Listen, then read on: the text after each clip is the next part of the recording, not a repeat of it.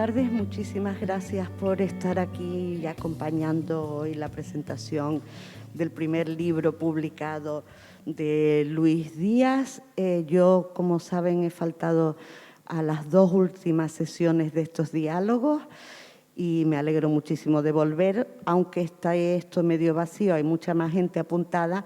Debe ser que la gente joven tiene la canariedad en las venas y llega más tarde de lo habitual. Luego ya los pelearé y las pelearé en plan profa, como me corresponde. Pero sí le doy muchas gracias a los que ya están aquí, a las que ya están aquí y, por supuesto, y como siempre, a todo el personal de esta TEA nuestra, que al final un poco termina sintiéndose como una casita. La voy a echar de menos, de hecho la he echado de menos estos días que he estado fuera hablando con voz en off tipo Los Ángeles de Charlie.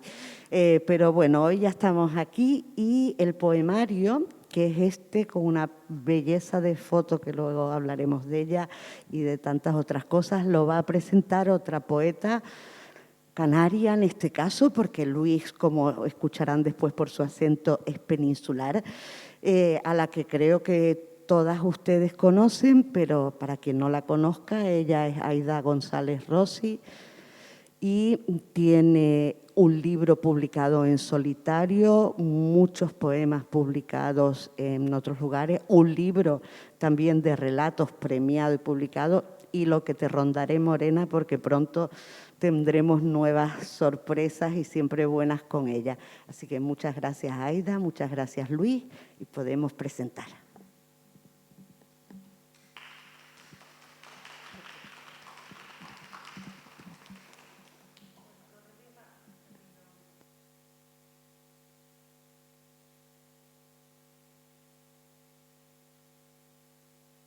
Ahora sí. Bueno, dando la nota siempre. En fin, bueno, pues muchas gracias por venir. Bienvenidas a la presentación de este libro que había que presentar ya, porque yo estaba un poco desesperada. Ya lo puse en Instagram, me atreví a ponerlo. Yo creo que Hombres con un diente de leche es uno de los mejores, si no el mejor, de los libros de poesía publicados en España en 2020. O sea, me parece un librazo y la verdad que es para mí un placer enorme y un honor estar aquí acompañando a Luis y a Izaskun. y bueno, pues el libro del que vamos a hablar se llama Hombres con un diente de leche. Luis es el autor. Les voy a leer la bio de Luis que sale en el libro por no omitir ningún dato. Luis Díaz, Alcalá de Henares, 1994. Es periodista y gestor cultural. En el primer ámbito ha colaborado con medios como El Salto, Bitburger, Mundo Sonoro, Vice, Canino o Postcultura, entre otros. También ha participado en la antología de textos literarios Árboles Frutales. Además, desde 2019, codirige el Festival de Poesía Joven de Alcalá de Henares. Hombres con un diente de leche, ganador del 4º Premio de Poesía Irreconciliables, es su primer libro.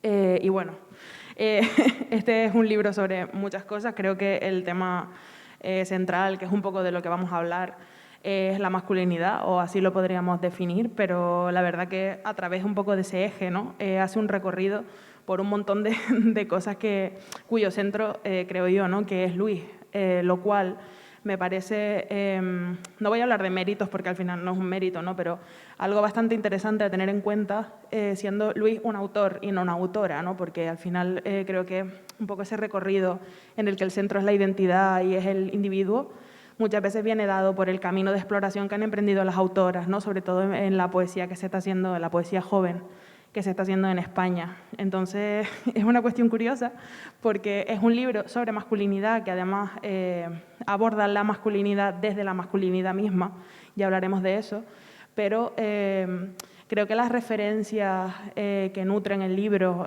como forma poética son referencias femeninas. Es la impresión que me da, ¿no? Un poco que es como meterse en la otra forma de decir y sacar desde ahí. Y bueno, no sé si Luis quiere comentar algo del libro antes de que empiece yo a acribillarlo a preguntas. Sí, bueno, lo primero que muchas gracias Izaskun, porque llevaba mucho tiempo diciendo que viniese a presentar el libro y siempre decía, sí, bueno, más adelante. O sea que al final un día me cogió por banda y ya no pude ir marcha atrás. Y bueno, ya Ida por venir porque No se lo tuve que pedir, sino que ella me dijo, no, yo no tengo ningún problema en presentarte, entonces fue más fácil. No tuve ni que meterle en este marrón, o sea que bien. Y bueno, esto que acaba de decir Aida sobre el libro es verdad, porque cuando yo planteé o me empecé a plantear la escritura del libro, que fue pues, como en agosto o verano de 2019, quería contar, lo que quería contar sí lo tenía claro, pero nunca había tenido tan claro la manera en la que lo quería hacer. Entonces, es verdad que los referentes son autoras, porque a través de la lectura de autoras fue como descubrí que existía la posibilidad de contar hablar este tipo de temas desde esta óptica, porque sí que es verdad que mi genealogía de lecturas anterior pues había sido pues la patriarcal habitual que te lees, yo qué sé, Dostoyevsky. Entonces eso no te permite tratar este tipo de temas, sino que tratas temas que no tengo nada que aportar, ¿sabes? El ser humano, pues, yo qué sé, yo no tenía nada que decir al respecto. Pero claro, sobre cómo me sentía yo con respecto a mi identidad y con respecto a pues, mi padre o mi abuelo, pues sí, ¿sabes? Ahí sí podía hablar y yo descubrí que esto lo habían hecho pues mujeres, que es algo que pues, no se enseña tampoco en la escuela, sino que tienes que aprender tú por tu cuenta. Creo que eso es súper interesante porque además no lo habíamos hablado nunca cuando hemos hablado del libro. No sé, yo cuando leí por primera vez completo, porque ya había leído una versión anterior, cuando leí lo que es Hombres con un diente de leche, sufrí un impacto terrible. Fue cuando Luis ganó el Irreconciliable y le fui corriendo y le dije, Luis, mándame el libro. Y no sé, me esperaba que fuera bueno porque además los poemas que ya había leído, eran muy buenos, pero creo que en mi vida me habría podido esperar Hombres con un diente de leche porque es un libro distinto a todos los libros que he leído en mi vida. Y ya estoy buscando aquí porque ya lo es desde la dedicatoria, que creo que además la dedicatoria sirve mucho para situar las coordenadas del libro. Me encantan los libros que usan las dedicatorias así, ¿no? Un poco el paratexto. Dice, a Luis mi padre, a Luis mi abuelo y a su escasa capacidad a la hora de poner nombre. y al final creo que el libro sí que va repasando, ¿no? Un poco eso de Luis, Luis y Luis. ¿Qué significa ser Luis? ¿Qué significa ser Luis? ¿Y qué significa ser Luis? Y es muy chulo. La dedicatoria quería hacer mención. Cuando lo leí esa primera vez, me pareció como un poco un grito ahogado, de alguna forma, ¿no? Es como algo que se dice, que lleva mucho tiempo queriendo decirse, que estaba ahí, que provoca esa voluntad de decir, pero que no deja sucumbir a esa voluntad del todo, ¿no? Creo que es un poco eso que decía antes, de el decir, hablar de la masculinidad desde la masculinidad, porque es un poco como querer deshacerte de ella, o veo el libro así, pero a la vez estar inmerso en sus lógicas y mirar a las otras personas, a las personas que son referencias para ti, por ejemplo, tu padre y tu abuelo, desde eso, ¿no? Desde su propia mirada. ¿Quieres hablarnos un poco sobre cómo trabajaste el tema de la masculinidad? Sí, pues como decías, sí que intenté, ya desde la dedicatoria, está como esa idea de tratar este tema, pero muchas veces no quería hacerlo como de una manera tan directa. Y lo que había un texto que lo acabé quitando porque era como muy obvio en ese sentido, porque era como pareció la dedicatoria, era como uno hizo tal, otro hizo no sé qué, y dije intenté que no, a pesar de que es lógico de lo que trata el libro y es fácil intuirlo, como que no quería que estuviese tan masticado. Entonces, también decir que la posibilidad de llegar pues a este intento no llega a través de, porque yo no tengo estudios de género, sino simplemente lecturas en torno a pues, este tema. Y sí que sentía la necesidad de querer abordar esta cuestión. más como eso, como necesidad personal, porque nunca me había acabado de sentir ubicado dentro de como esas coordenadas, pero no por... a lo mejor es eso, como que antes de empezar con una serie de lecturas yo no tenía las herramientas.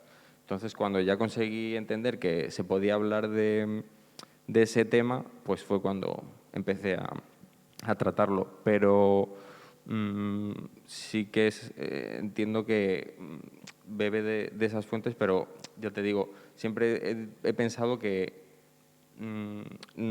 quería pensar que no tenía yo como la capacidad de hacer como algo totémico de esto es la nueva masculinidad, ni tratar temas así, porque no me sentía cómodo, sino quería hablar desde la experiencia personal solamente.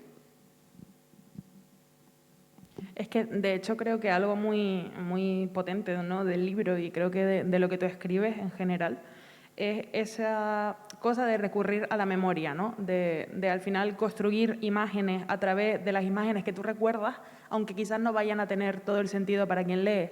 Al final es como crear un clic en la cabeza de, ¿no? Cuando hablas de una oveja, yo me imagino mi oveja, no tu oveja. Pero eso sí que genera una sensación parecida en quien lee que en quien escribe, aunque no sea la misma, ¿no? Y tiene sentido lo que dices de la experiencia, porque creo que el libro sí que está totalmente mediado por eso, ¿no? Por la memoria como construcción de lo que es la poesía en sí. Y creo que eso tiene que ver también con la construcción de, que ya lo hablaremos después, ¿no? de tus poemas en cuanto a imágenes, pero sobre todo tiene que ver, pienso, con el tema de la familia, ¿no? Tener la voluntad de retratar tu familia, tu paisaje familiar de alguna manera. ¿Por qué decidiste abordar la masculinidad tanto desde la familia? Porque también usas a los amigos, ¿no? Aquí, pero no es algo tan central en el libro. Es un poco, tengo la sensación de que bueno, igual no lo hiciste tan racionalmente, ¿no? Pero tengo la sensación de que lo pusiste un poco para contrastar, ¿no? Como esta rama cae aquí en mis amigos. ¿Y por qué el padre? ¿Por qué el abuelo?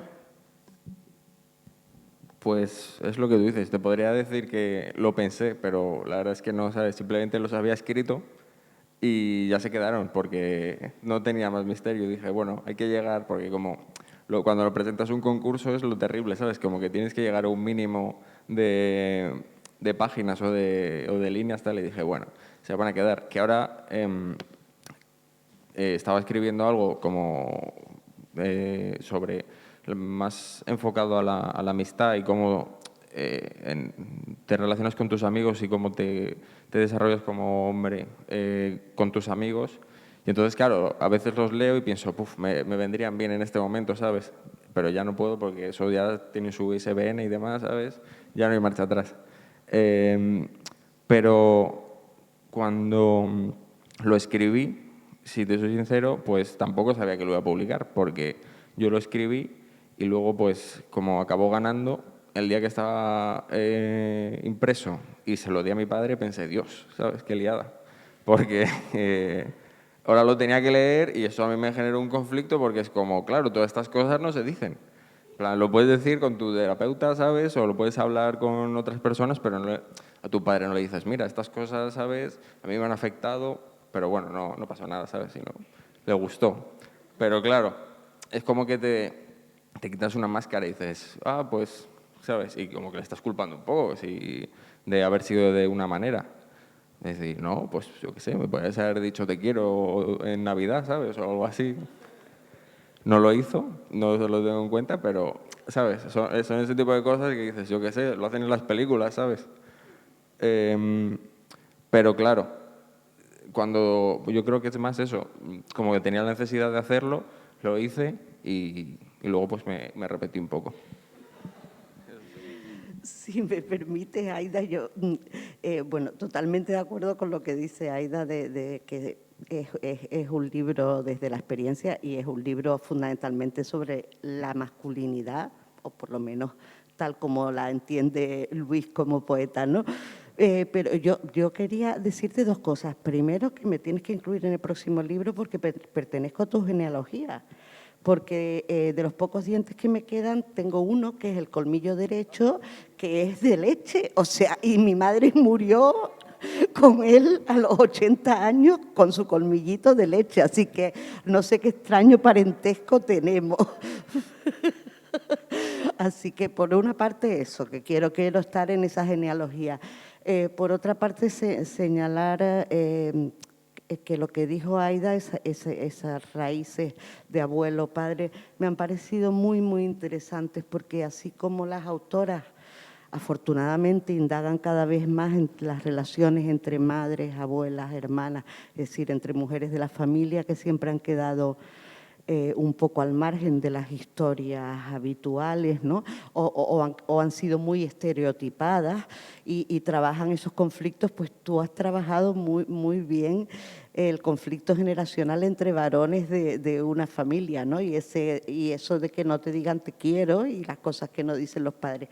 Para que se hagan una idea, hay un poema sin título en la página 103, que no voy a leer entero porque es larguito, pero que habla de los hombres y dice: los hombres de verdad no bailan, los hombres de verdad mean un chorro amarillo espeso, a veces mezclado con sangre. Hacen un ruido terrible porque su orina cae directamente sobre el agua como si fuera una cascada. Los hombres de verdad no rezan, no temen a la muerte, solo temen a la lluvia. Los hombres de verdad se meten en peleas que van a perder solo para tener buenas noticias que contar. Los hombres de verdad conducen de noche, luces rojas, miradas al espejo retrovisor. Los hombres de verdad acumulan dinero, gastan dinero. ¿Tú sabes por qué el hijo de Tony Soprano se intenta suicidar? Porque nunca iba a ser como su padre. ¿Tú sabes por qué Edipo mata a su padre? Yo no me he leído. ¿Crees debería hacerlo? Tú sabes que los hombres de verdad podrían tumbar a otros hombres de verdad de un puñetazo y luego ser amigos. Los hombres de verdad beben para reconciliarse, beben para vomitar, beben para expresar sus emociones y al día siguiente hacer como que no pasa nada. Bueno, casi lo leo entero, pero es que me parece un poema extraordinario, que ya veo que lo tenías señalado para leerlo, pero lo puedes leer porque eres el autor y lo leerás mucho mejor. Me parece un poema fantástico, entre otros muchos del libro, ¿no? Y entiendo el miedito ese que debió dárselo a tu padre en ese momento, ¿no? Porque me imagino lo que supondría para mí darle a mi madre algo en el que hablara de ella como tú hablas aquí de tu padre, que hablas muy bien, por cierto. En realidad hay una enorme ternura en todo el poemario, ¿verdad, Aida? Y hay incluso a veces he dicho, pero si parece un viejito, mi Luis, porque hay como una ternura y un agradecimiento hacia esos trabajos del campo y hacia esos hombres de verdad, que aunque a veces les reproches cositas, pero en el fondo es como yo pertenezco a esto, yo soy también un hombre, ¿no?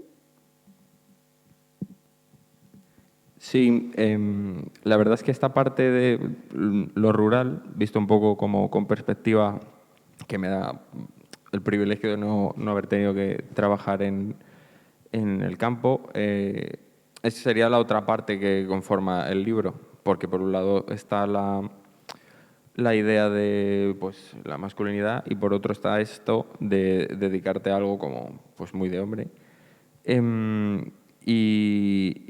Y claro, es la parte que yo creo que es la que conforma todo el léxico que tiene el libro y me sirve para crear las imágenes que hay. Y si antes decía que no tengo estudios de género y demás como para hablar de eso como pues esto, de nueva masculinidad y demás, creo que también en la literatura contemporánea existe también como esta idea de lo rural como algo bucólico, que tampoco me parece, ¿sabes?, como muy acertado, porque ya te digo, yo viéndolo de cerca, pues no me parece que sea muy, pues, una idea como muy cierta, porque si te tienes que levantar a las 2 o a las 3 de la mañana para ir a trabajar, pues por mucho que no te pase la M30, ¿sabes?, o la autopista del norte cerca de casa, pues tampoco vas a ser una persona pues muy feliz. Entonces sí, creo que son eso, lo comentabas, ¿no? Que yo agradezco que ellos se hayan dedicado a algo tan duro, que yo no sería capaz, pero sí que siempre me sentía un poco culpable por no querer hacerlo, porque es claro, es como el peso de la tradición y tú dices, no, ¿sabes? Yo quiero ser youtuber. Entonces, no te sale bien, porque dices, pues no, te sientes eso como responsable de no seguir con la línea de que está fijada, o al menos tú piensas que está fijada. Es que, de hecho, creo que es muy chula esa tensión que hay en el libro entre, ¿no? Entre esa idea de privilegio y ese... Es decir, entre ese pensar, vale, yo no soy como ellos, ¿no? Porque creo que sí que hay un sufrimiento dentro de lo que es la voz poética por no parecerse o no parecerse lo suficiente al padre, ¿no? Y al abuelo, pero a la vez sí que hay también un querer no parecerse. Es como una ambigüedad que creo que le da mucha fuerza al libro. Creo que esas ambigüedades son como muy centrales en el libro, ¿no? Y creo que al final lo que dicen, ¿no? Del tema del yo quiero ser youtuber, yo no quiero trabajar en el campo, un poco ese privilegio y ese cambio en las formas de vivir un poco, ¿no? Está reflejado en el contraste entre la relación con el padre, con el abuelo y con los amigos, porque creo que me parece súper simbólico que juegues al FIFA con tus amigos y no al fútbol en el patio de tu casa, ¿no? Creo que ese salto es bastante potente en el libro, pero sí es verdad que muestras bien cómo las dinámicas siguen siendo las mismas, porque son aprendidas, ¿no? Esa comunicación con los otros hombres, las has aprendido de tu padre, las has aprendido de esas personas a las que no te pareces, a las que te querrías parecer, pero no tanto, ¿no? Y quería preguntarte, creo que es un tema que me interesa bastante, ¿no? ¿Cómo es esa comunicación entre hombres, que al final es el centro o uno de los centros de Hombres con un diente de leche? Porque creo que una cosa importante del libro es que el hecho mismo de estar escribiéndolo contradice esa comunicación, ¿no? Es como que estás haciendo, por eso quizás te dio tanto rollo dárselo a tu padre, porque es como que haber hecho esto es como lo más anti lo que te enseñó tu padre, el no decir te quiero por Navidad, como dices tú, ¿no? O el cuidar desde... Creo que sí hay muchos cuidados en el libro, pero desde una parte o desde un lugar como muy práctico, ¿no? El cuidado es que todo el mundo se acabe la comida que está en el plato, que hablas de ello. Entonces, bueno, ¿cómo es esa comunicación? Sí, nula. Entonces, es interesante esto que dices de que lo heredas, porque cuando lo ves en casa, luego estás con tus amigos y hay un día que estás de bajón y no lo cuentas, ¿sabes? Sino que te pones estás eso, jugando a la Play y disimulas que estás bien. Dices, sí, sí, yo qué sé, estás ahí entretenido. Pero por dentro, ¿sabes? Te gustaría decir, mira, me encuentro mal, que lo cuentas, ¿sabes? Y yo ahora con 27 años estoy aprendiendo, ¿sabes? A decir, me encuentro mal hoy, me ha costado, ¿sabes? Pero es lo que te decía, ahora estoy intentando indagar un poco en eso y, y es complicado no pues relacionarte durante toda tu adolescencia o posadolescencia y no tener las herramientas, ¿sabes? Porque la cosa es eso, que si tienes como un mecanismo para lo que tú decías, ¿sabes? Como para encargarte de que no falte, ¿sabes? Yo qué sé, cazar, cosas así, o que haya comida en el plato, pero luego no tienes la posibilidad de encargarte de saber si, yo qué sé, de preguntar, ¿cómo estás? ¿Sabes? Y tú eso lo extrapolas a tu día a día. Pero sin embargo, hay un poema en el que el yo poético llora con el abuelo, ¿no? Que no sé si realmente está hablando de haber llorado en la infancia, es decir, de si siendo niño sí que se contempla esa vulnerabilidad, o si está contado un poco como, pues, como aquí se rompió lo que sea y pude ser vulnerable, o... Sí, es un poco esa idea, ¿no? Que lo puedes hacer hasta un momento, luego ya se acabó la posibilidad de llorar o de expresar tus emociones porque no has conseguido lo que quieres. Ya hay un momento en el que tienes que seguir hacia adelante y esforzarte y hacer las cosas de una manera que es la que está dictada, pero sí, es eso, esa es la idea, yo creo. Como que por eso está como esta idea de la memoria para hablar muchas veces, que es como pienso cuando era pequeño y como ahora veo como que en ese momento, bueno, tenía como cierta laxitud, pero ahora no tengo esa posibilidad de no ser un hombre, ¿sabes?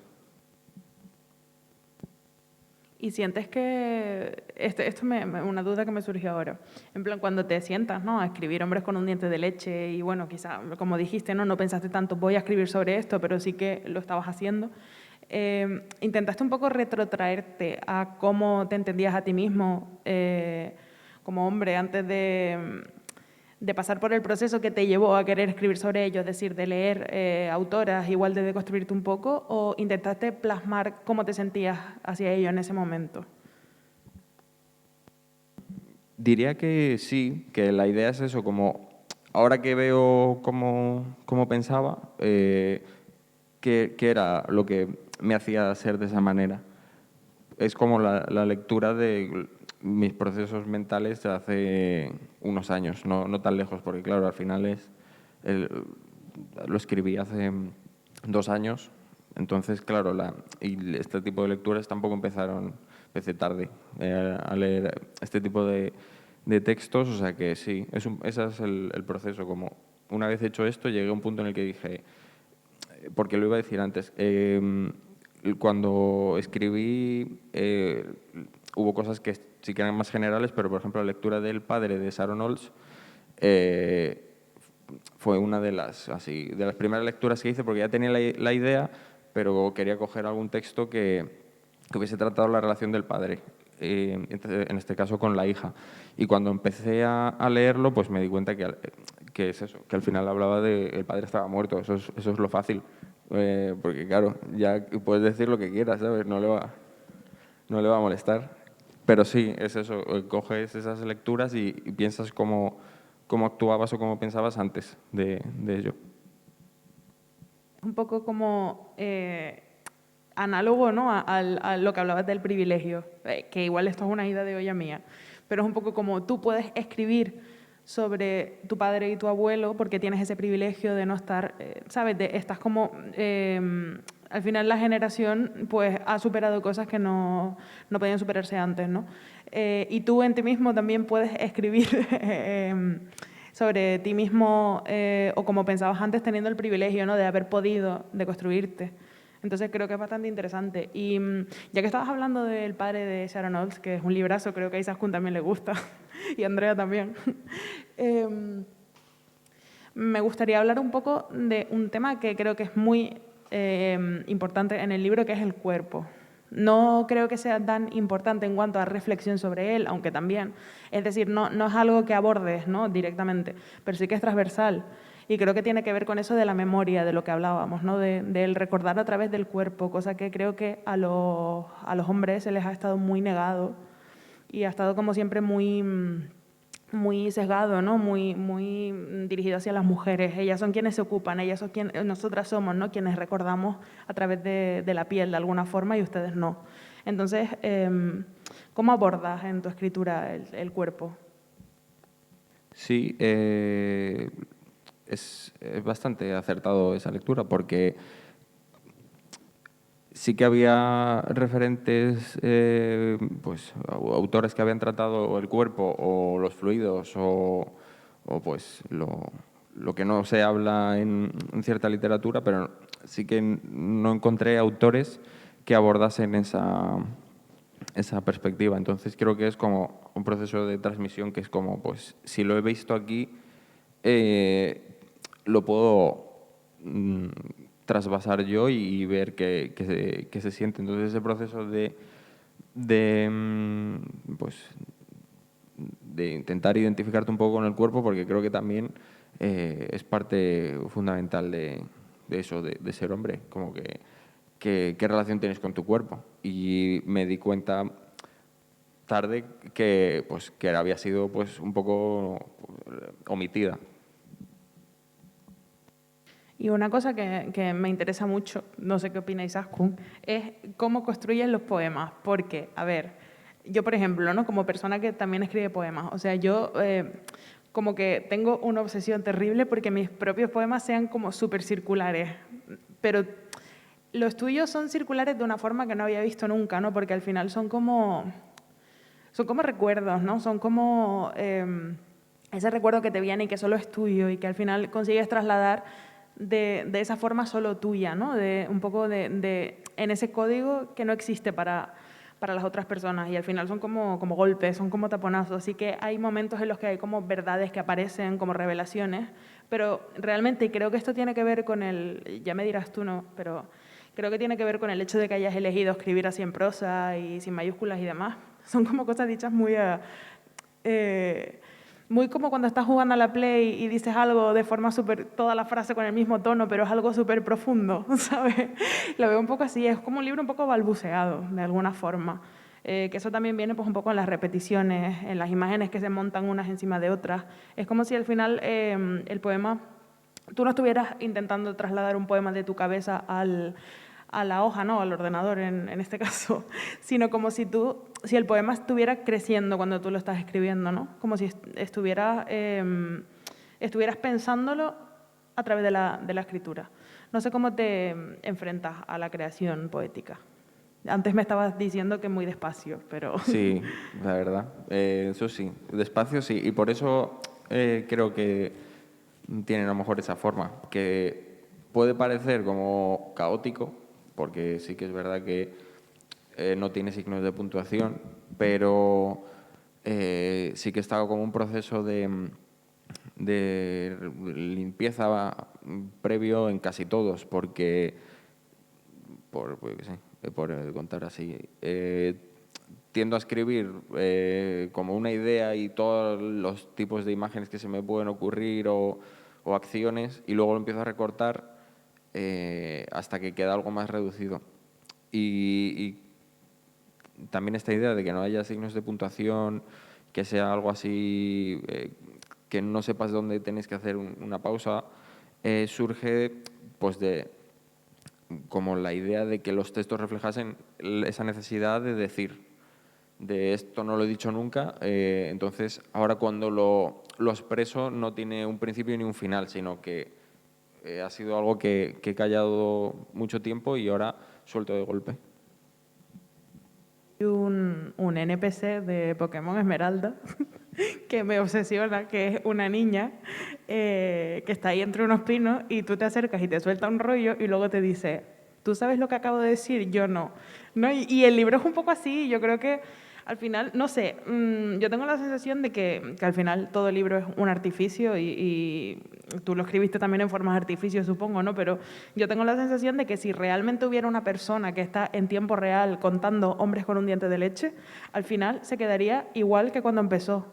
Es decir, diría toda esa retahíla, pero se quedaría con el mismo conflicto, a pesar de que sí que se resuelve un poco al final del libro, o hay un momento como de afirmación, ¿no? Pero tengo la sensación de que estás diciendo algo que no sabes decir aún y que inventas cómo decirlo mientras lo dices, y creo que es una forma guay de acercarse a la creación poética. No sé.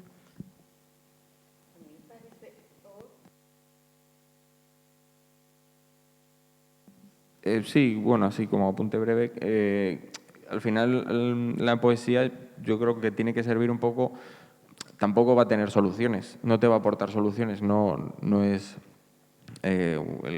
no puedes abordarlo como algo ensayístico, sino que tienes que plantear posibles futuros o posibles escenarios, y es muy útil para eso. Entonces, en este caso yo creo que sí, que no hay no tienes la idea de qué hacer, pero sí que sabes cuál es el problema al menos.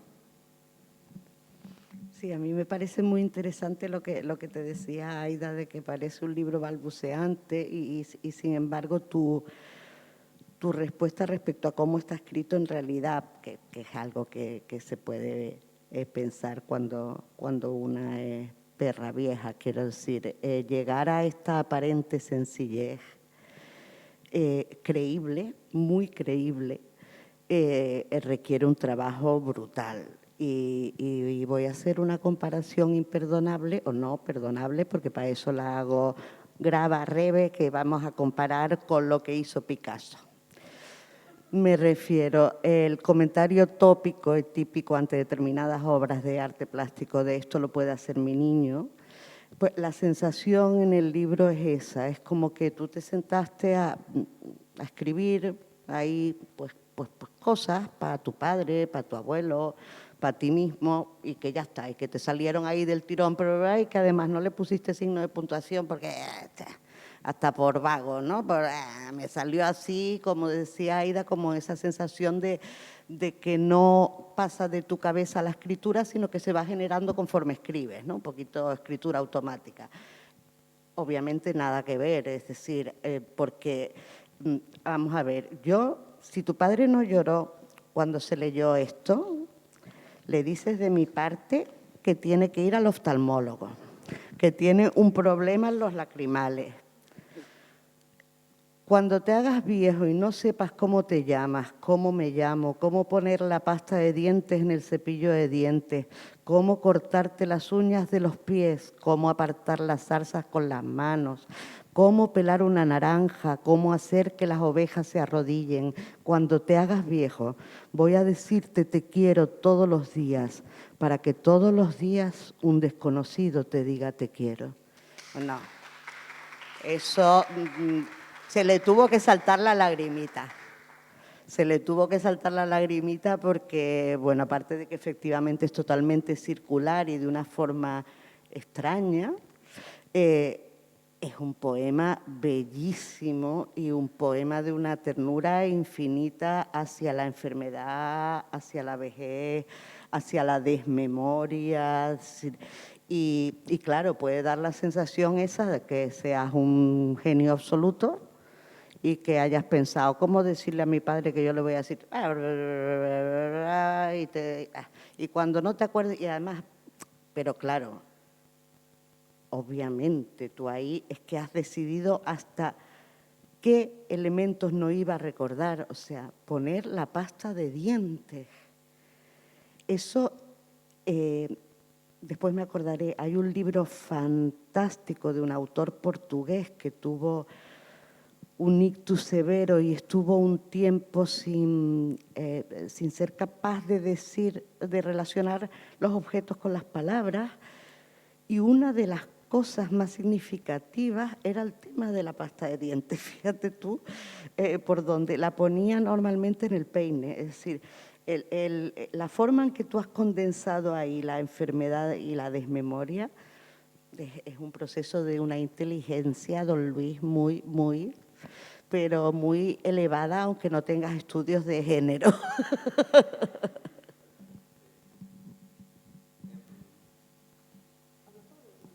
Sí, bueno, en este caso, como he dicho antes era bastante más largo, yo creo. Si tuviese el borrador por ahí, pero al final yo creo que sí que logra a lo mejor ese efecto al pasar de algo que da muchas vueltas o que te lleva a otro lado, sino a estar más condensado y conseguir contar algo más certero. Es que a mí ese poema me rompió un montón. Yo es que, de hecho, a veces como que hay unos poemas como muy concretos, ¿no? En mi vida lectora que le he leído a mi hermana en alto y este es uno de ellos, porque me acuerdo cuando leí el libro por primera vez, estaba tirada en mi cama en la laguna y estaba mi hermana al lado y le dije, Dios, es que necesito que escuche este poema, es que es brutal. Y estaba pensando que lo que dice Izaskun, ¿no? De lo trabajado que está el libro, a pesar de que tenga esa apariencia o ese artificio de que parece que está como balbuceado, ¿no? Se nota también en lo bien conectados que están unos poemas con otros, porque creo que hay un entramado simbólico muy potente, por ejemplo, que aparece en el poema que leyó Izaskun, el tema de las ovejas, ¿no? Cómo las usas para articular todo el libro, y hay poemas que se conectan unos con otros, hay ideas a las que vuelves, parece un poco a veces, ¿no? Es una vuelta un poco obsesiva de vuelvo a esto porque no he resuelto el conflicto. Y creo que el conflicto no se termina de resolver porque aún no se entiende, parece un libro escrito en medio ¿no? de esa pelea contigo mismo, creo que viene ilustrado en eso, en esas repeticiones. Y bueno, no sé si quieres hablar un poco de esto y también me gustaría que hablaras del símbolo de las ovejas, de lo que significan en el libro, que además Sí. están en la portada. Sí, Bueno, la foto de la portada la hizo mi amigo Alex de la Torre, y las ovejas es que son las de mi padre, ¿sabes? No tiene más misterio, es como que se queda todo en casa.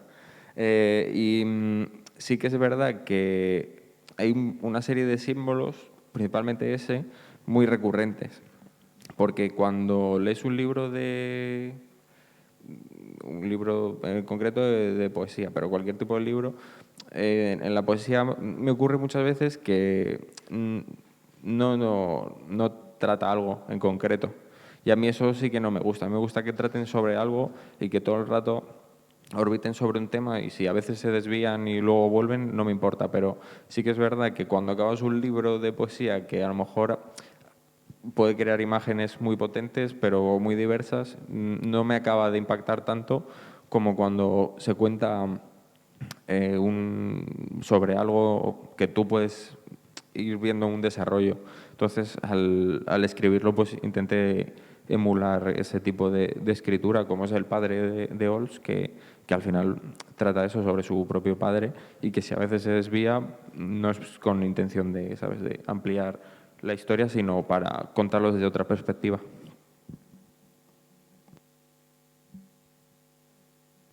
De tiempo, yo creo que igual podrías leer poemas y estaría guay si hay tiempo que comentáramos un poco los poemas, porque creo que el libro tiene muchos poemas que comentar. Es que, de hecho, si nos pusiéramos página por página a leerlos, creo que Izaskun y yo podríamos escribir nuestra tesis doctoral conjunta aquí.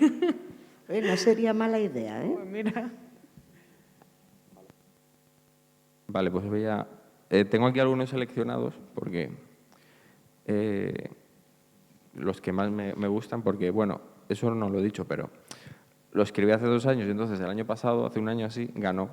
Y luego este año, cuando tuve que volver a ir allí a Málaga a presentarlo, lo volví a leer, que llevaba un año sin leerlo, y pensé, pues no está mal. Sí, pero claro, yo pensé, pues menos mal, ¿sabes? Imagínate que lo leo y pienso, ¿sabes? ¿Quién escribió esto?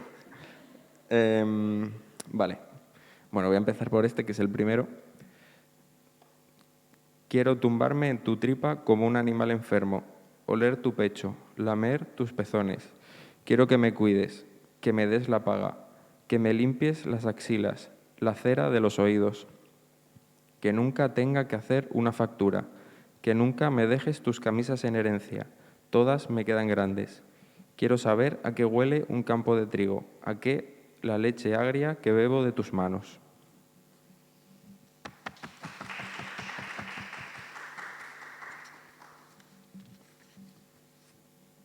Ese poema cabrearía a mi padre, ¿ves? En paz descanse. Sí, sí. Es que eso, hacer facturas, eso es un horror, yo no me enteraba de nada. Le decía a mi padre, ¿qué tengo que hacer? Tenemos que aprender a hacer facturas, Luis. Hay un momento de la vida adulta, te tienes que aprender, sí. Y hacerlas por bastante dinero a ser posible. Eso hay que aprender también.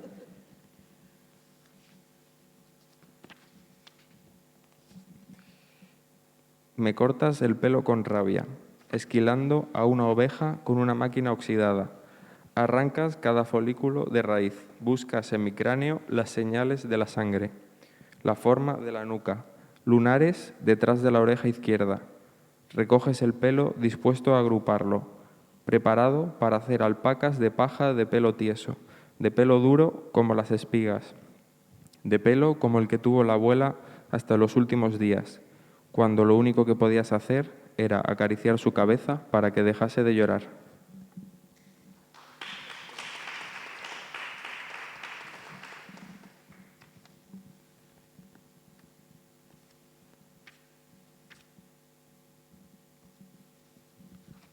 Vale. Este tiene una cita de Fernando Gálvez que dice: me da miedo crecer, me dan ganas de llorar. He descubierto el miedo y es un puñado de uvas que limpias bajo el grifo de la cocina. He descubierto que no todas las cosas crueles se hacen con crueldad. He visto una imagen en mi cabeza. Era de un libro que tomé prestado y no devolví. Era un cordero que acude a chupar unos dedos manchados de sal. Ya lo sabes, yo nunca dije, no sé qué reverencio, pero lo hago con urgencia, lo hago con dolor. Ya no cabe en mí la duda. No entra dentro de mi cuerpo. ya no temo ser el dueño de mis manos.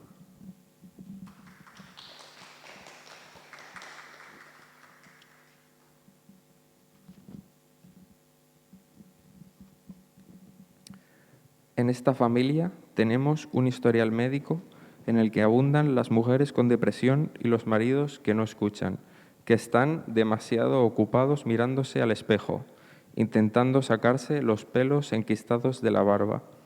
Estos mismos hombres llegan a su vejez deseando quedarse viudos, pero cuando sus mujeres mueren, se pasan lo que les queda de vida llorando, se vuelven blandos como peras podridas. Solo quieren que les cojan la mano, ahora que las tienen suaves, ahora que ya no las usan para trabajar.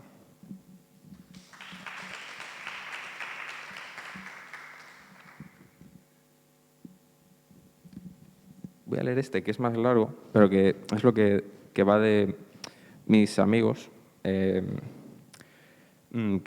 bueno, es eso, es uno de estos que no trata directamente sobre la familia, pero en mi caso es que mi relación con mis amigos pues es bastante similar, porque yo qué sé, les conozco a la mayoría desde que tengo 3 años, ¿sabes? Me cuesta hacer amistades, si alguien quiere ser mi amigo, que me hable por WhatsApp. O sea que quedamos en el Café 7. Bueno, tiene por título, que no suelo poner títulos, es que soy muy malo. Bueno, esto lo voy a decir porque no lo había dicho. El título no era este, sino que yo le dije, Aida, necesito un título. Y me dijo, ponle este. Y ahí se quedó. Y dije, muy bueno, porque bueno, no se me ocurría nada. Es que soy muy malo poniendo títulos. Bueno, dice, a mis amigos nunca les he dicho te quiero. Tiene una cita del poeta argentino Mariano Blatt que dice, fuimos, somos y seremos una banda de amigos que se mueve de acá para allá. Pillamos 50 euros de hachís, quedamos con el camello que es amigo del hermano de alguien. Le decimos, hey, ¿qué pasa? Y nos dice, hey, ¿qué pasa? Y ya con confianza nos fumamos uno, invitamos nosotros. Salimos a la mañana siguiente a la playa, llegamos a la casa y alguien dice, hey, un torneito de FIFA. Y alguien responde, hey, venga, dale. Echamos 3 torneos, fumamos 6, despertamos a la mañana siguiente, comemos macarrones, jugamos al FIFA, salimos a la playa a las 7 de la tarde, bebemos cerveza en la playa, volvemos a la casa, merendamos sandwichito de nocilla, zumito de naranja, fumamos uno. Alguien dice, hey, un torneito de FIFA. Y alguien responde, mejor vemos la tele. Ponemos la TV, vemos Jersey Shore, decimos, los taxis están aquí. Decimos, venga, hoy salimos. Empezamos a beber, pasamos todos por la ducha. Dejamos el baño lleno de arena, agua, crema solar, desodorante Axe, calzoncillos usados, pelos negros. Ponemos música. Vacilar no es fácil, alguien tiene que hacerlo. Andamos 40 minutos, descubrimos que no queda hielo, bebemos copas sin hielo en vasos de tubo de plástico. Tenemos ganas de vomitar, pagamos 20 euros de entrada, 2 consumiciones. Vamos a un rincón, no hablamos con chicas, hablamos de la política fiscal de la Unión Europea, que es un desastre, porque se nos dan fatal las chicas, pero más o menos bien las cosas que no sirven para nada. Andamos 40 minutos... Cambio de página. Para volver al apartamento. Alguien dice, hey, esperad un segundo. Vomita entre 2 coches. Nadie contesta. Despertamos, desayunamos sandwichito de nocilla, agua, macarrones, no queda zumito de naranja. Alguien dice, hey, un torneito de FIFA. Alguien responde, hey, venga, dale, que llevamos mazo sin jugar. Fumo uno, me entra la risa por un gol que entra después de rebotar en el palo, en el larguero, en la línea, en el defensa de la Juve. Alguien dice, hey, tengo hambre, cocino macarrones. Nadie contesta, se quema la olla, comemos macarrones.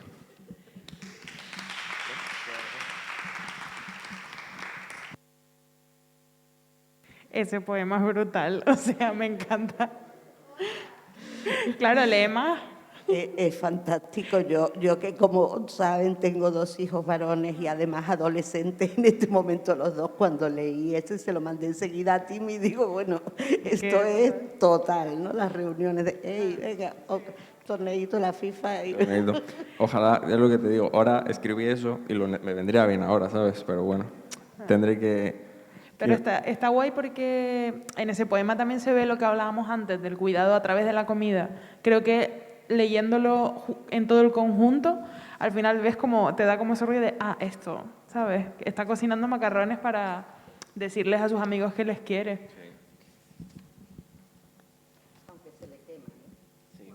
No, claro, es que tú tienes 17 años, tú no sabes hacer ni macarrones. Eso, bueno, es mi caso, ¿sabes? Vale, voy a leer otro que se titula, bueno, no tiene título, pero dice, ahora eres tú quien no está preparado para ser hijo. Una cita de Millo Vestrini y dice, es importante llevar una navaja en el bolsillo de la camisa, cerca del corazón, para solucionar problemas como pelar una manzana. Es obligatorio quitarle la piel como si fuera un collar, dar los mejores trozos y tragarse las semillas. Quiero saber si yo también nací para el sacrificio.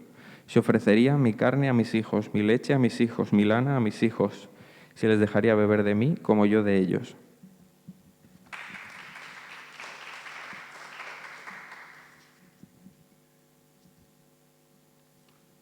Bueno, voy a leer un par más. Lamo bloques de sal para calmar la sed. Amar es una marca de nacimiento en la espalda y pensar, si no la tuviese, me la tatuaría. Advertencia. Los niños que juegan con fuego se mean en la cama. Los niños que juegan con fuego tienen las pestañas rubias. Amar es estar en silencio, en el mismo cuarto.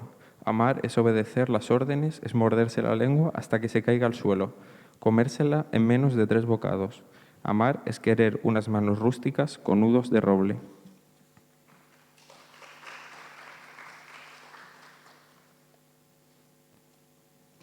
Nos duchamos juntos para ahorrar tiempo. Tu sexo es como el capullo de una rosa que nunca florece. Mientras el agua sucia entra por el desagüe, me pregunto, ¿cuándo será mi pene como el de mi padre? ¿Cuándo me convertiré en un hombre? De momento, la única lección que conozco es la siguiente. Debes echarte la piel hacia atrás, bien de jabón. Debes evitar la visita al médico. Ese es el consejo más importante que puede darse a un hijo. Esto apuntadlo. Vale. Bueno, voy a acabar con este, que es one hit para mí, ¿sabes? El de Los hombres de verdad, que era el título. Este era el título de antes, era como muy genérico. Entonces, bueno, gracias a Aida porque se le ocurrió el mejor título. Bueno, y acabo con este, que dice... Los hombres de verdad no bailan. Los hombres de verdad mean un chorro amarillo espeso, a veces mezclado con sangre. Hacen un ruido terrible porque su orina cae directamente sobre el agua, como si fuera una cascada. Los hombres de verdad no rezan, no temen a la muerte, solo temen a la lluvia. Los hombres de verdad se meten en peleas que van a perder solo para tener buenas historias que contar. Los hombres de verdad conducen de noche, luces rojas, miradas al espejo retrovisor. Los hombres de verdad acumulan dinero, gastan dinero. ¿Tú sabes por qué el hijo de Tony Soprano se intenta suicidar? Porque nunca iba a ser como su padre. ¿Tú sabes por qué Edipo mata a su padre? Yo no me lo he leído. ¿Crees que debería hacerlo? ¿Tú sabes que los hombres de verdad podrían tumbar a otros hombres de verdad de un puñetazo y luego ser amigos? Los hombres de verdad beben para reconciliarse, beben para vomitar, beben para expresar sus emociones y al día siguiente hacer como que no pasa nada. Los hombres de verdad arreglan enchufes, arreglan cisternas, arreglan grifos, arreglan lavadoras, construyen su propia casa, tienen hijos, los ven poco. Los hombres de verdad están decepcionados con su vida. Los hombres de verdad miran las nubes y saben lo que va a ocurrir.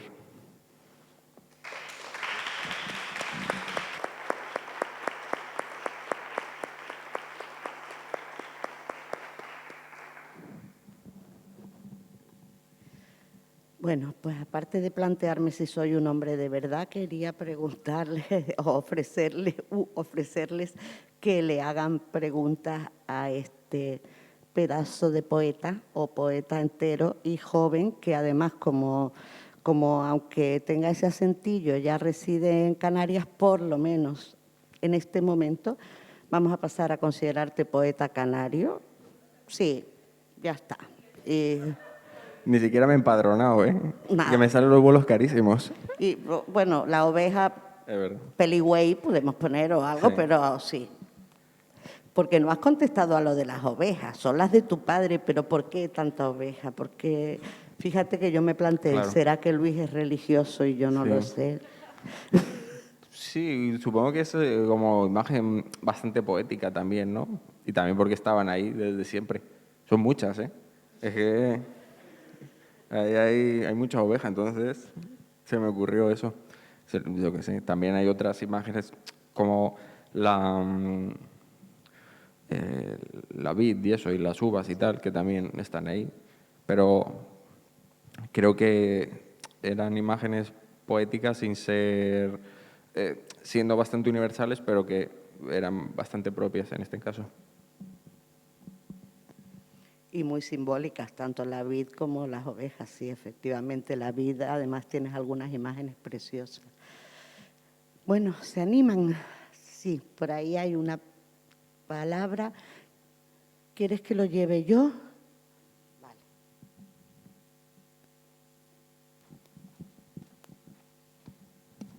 Bueno, muchísimas gracias a las tres por habernos brindado este momento. Aparte de la literatura, Luis, tus otras dos grandes pasiones que yo conozco por ahora son la música urbana y el cine, sobre todo el cine te obsesiona. Y te quería preguntar, que a lo mejor te estoy jodiendo porque no sé si lo habías pensado, ¿cómo influyen las imágenes visuales y la música urbana dentro de tu literatura? Porque creo que en varias ocasiones aparecen citas de músicos que te interesan, ¿no? Y creo que también la forma de construir las imágenes en los poemas tiene mucho que ver con la experimentación en lo audiovisual. No sé si me equivoco. ¿Quieres hablarnos un poco de ese tema? Gracias. Sí, hola, desconocida. Bien. La parte de la música yo creo que está bastante clara por la manera de construir los textos, que no es muy académica. Entonces, creo que es bastante sencillo diagnosticar eso, porque no hay no hay un soneto, ¿sabes? Ni cosas así, que tampoco me sabría hacerlo. Pero creo que es una cuestión más de ritmo por ese lado. Como la intención es hacer algo que tenga musicalidad. Y la otra, la del cine, sí, creo que la cuestión de que aparezcan tantas imágenes es por lo mismo, porque en vez de tener una educación poética, por decirlo de alguna manera, yo qué sé, tenía Lemule, ¿sabes? Entonces te tenías que bajabas películas, música, virus, creo que eso lo digo, ¿no? En un momento. Si te bajas una película tú creyendo que era algo cultura, alta cultura, y no, ¿sabes? Te engañaban. El P2P, eso. Pues sí, entonces creo que está presente en ese sentido. Y bueno, también en cine, las autoras, también autoras que más me interesan, como Chantal Akerman habla de la relación con su madre y cómo su cine es la manera como de cauterizar esa brecha que provoca la incomunicación. Entonces supongo que sí, que están relacionadas todos esos intereses aquí. Te voy a hacer la ola, Luis, porque que un hombre cite a una directora de cine es ya como pero hola total. Sabes que a mí la portada, que pensé que sí que la habías elegido y que era de algún amigo, porque vi que era varón el fotógrafo, vamos, en principio la miré y dije, no, no debe ser una portada de la editorial, sino una foto de... me recordó mucho al discreto encanto de la burguesía, ¿sabes? Porque a mí esa imagen de cuando las que pasean libremente son las ovejas y esa burguesía encerrada con las puertas abiertas me marcó mucho de pequeña. Y aunque sea nada cero feminista don Buñuel, pues sigo reivindicando su cine. Y cuando vi todas las ovejas ahí dije, estas sí están a su aire, ¿no? Como las personas que deben estar ahí encerradas, ¿no? Hola Luis, permíteme que te regale uno de tus poemas como reflexión. El día que mi padre me dijo, te quiero, no pude contestar nada. No me salieron las palabras. Le envidio porque el abuelo nunca le ha hecho enfrentarse a ese momento. Un poco en respuesta al poema que leyó Izaskun, aquí tu padre te regala un don inesperado. En todo el relato de la poesía que vas haciendo, Siempre hablamos de la masculinidad y del conflicto de la masculinidad y de la posibilidad del abuelo Luis, del padre Luis, trasladadas al hijo. Siempre el hijo tiene un don de superar a su padre. Y en este caso creo que tu padre te regala un don de ternura. Y tú le respondes con la imposibilidad del abuelo. A mí me parece de una ternura increíble el poemario. Digo que hay una epifanía en la que reconoces que tu padre de alguna forma te ha dotado para que tú puedas tener una masculinidad distinta. Te lo digo desde mi masculinidad absoluta y divergente. Espero que me contestes a eso y simplemente echarte un piropo. Izaskun, que me conoce, tengo muchísimos libros por leer, pero este me lo leo esta noche. Sí, sale rápido. Después de cenar, antes de las 12 de la noche, te puedes ir pronto a dormir. Sí, la verdad es que, claro, parece así como un poco que me quejo y demás, pero no, yo soy consciente de eso, de que si no fuese porque mi padre me dio la posibilidad de ser de otra manera, no habría llegado a esas conclusiones, claro. Y sin ningún tipo de lucha, ¿sabes? Sino que fue como... No había como un contexto que me impidiese llegar a esa situación, sino que fue, pues eso, elegido. Y claro, sí, yo por eso el libro no es como un reproche, sino todo lo contrario. Es como, a pesar de esto, yo lo agradezco mucho, ¿sabes? Y es como eso, la manera de decir las cosas que no se dijeron. Y claro, escribes un libro, porque yo qué sé, podría llamar por teléfono, pero mucho más espectacular.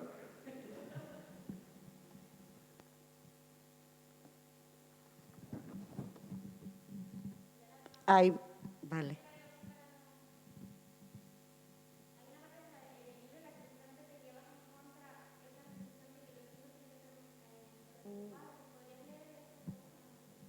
Ay, sí, ese es precioso. Pero los padres siempre queremos de los hijos, ¿no? Es horroroso, ¿eh? Esto me deprimió mucho, que te conste.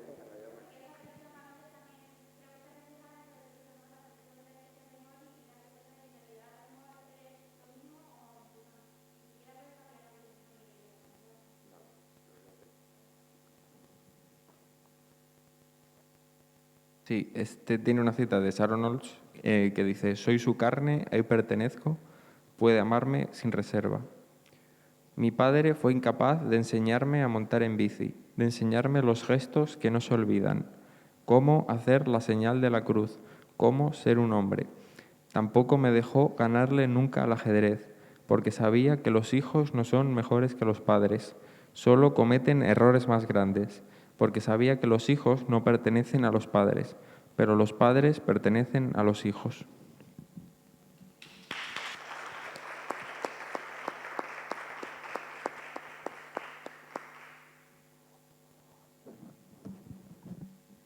Bueno, pues si no hay más preguntas, Luis, no sé si querías leer algo más, que te vi rebuscando. Esa reflexión, bueno, no me deprimió tanto, me pareció muy certera, pero ese es de los que no les he leído a mis hijos, ¿eh? O sea, les leí el otro directamente, pero este no, para que no se... Exacto, que no se empoderen mucho, que todavía están en la adolescencia. Bueno, muchísimas gracias de nuevo. Creo que habemos poeta. Vamos a copiar a Anson refiriéndose a otra persona que está por aquí. Y muchísimas gracias a ti, Luis. La verdad es que además, bueno, no conocía el premio y me parece que fue todo un acierto dártelo, editarte el libro, y espero que pronto, o más pronto que tarde, tengamos también nuevo libro tuyo. Nos vemos ya en estos diálogos el día 16 de diciembre, en este caso con una nueva visita de Sara Mesa para presentar Su perrita Country, que es un maravilloso cuento que ha escrito y que ha publicado con unas ilustraciones absolutamente extraordinarias. Muchísimas gracias por acompañarnos.